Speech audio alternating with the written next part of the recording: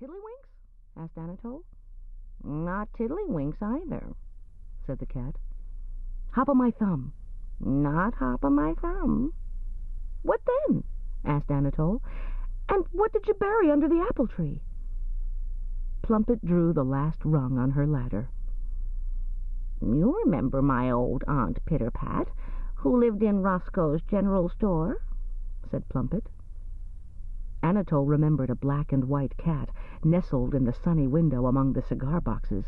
Mrs. Roscoe always had black and white cats. I remember, he said. My Aunt Pitterpat has gone to get a new skin. She sent me the old one to bury, and she's invited us both to her christening party, said Plumpet. Cats have 9 lives and 9 christenings. This is Pitterpat's 9th. I've drawn a railroad track so the train can find us. And Plumpet scratched a tiny hole under the peonies and buried her writing stone. No trains run on Grand Avenue, said Anatole, and we're miles away from the station. All things come to those who wait, said Plumpet, and she sat down on a bench that was not there until she looked for it. A man hurried past them, pushing a baggage cart, and then a train whistle sounded far beyond the garden. The flowers closed their petals and dreamed of a train platform on which Anatole now found himself standing, much to his surprise, watching the train rush closer and closer. You see, said Plumpet, doubt is the root of all failure. It was as comfortable a train as you could wish for.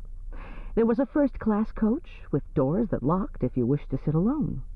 There was a coach for eating supper, and a coach for playing checkers, and a coach for drinking tea, and a sleeping coach. Plumpet and Anatole rode in the second-class coach. Across the aisle sat 2 owls in bonnets. In the seat opposite Anatole, a raccoon was reading the newspaper. Behind them, a mouse child's voice squeaked, Is that Greensville, Mother? Not yet, said a deeper voice. Soon. The conductor, a handsome Barbary sheep, did not collect tickets. Instead, he walked up and down the aisle and called out the stops. Pudding Lane Station. Pumpkin Lane next. And late in the afternoon he called out, St. John's Meadow. 15-minute stop for anyone wishing to pick a bouquet.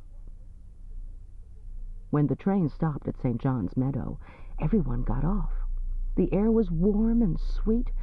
Far away at the edge of the meadow, Anatole saw a family of rabbits cutting hay and spreading it on racks to dry and singing as they worked.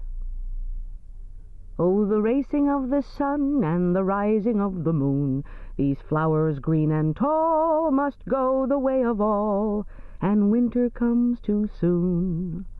Oh, the sparrows in the sky and the dragons in the sea, in mad or merry weather we'll take our rest together under the apple tree.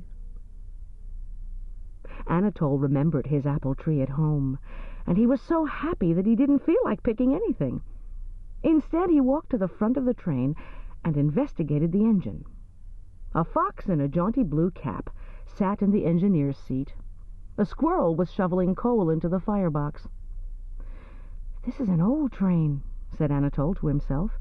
Nowadays they have diesel engines. Plumpet picked some catnip, and the raccoon stuck a primrose into his lapel. He offered one to Plumpet, who refused, saying she did not affect clothes.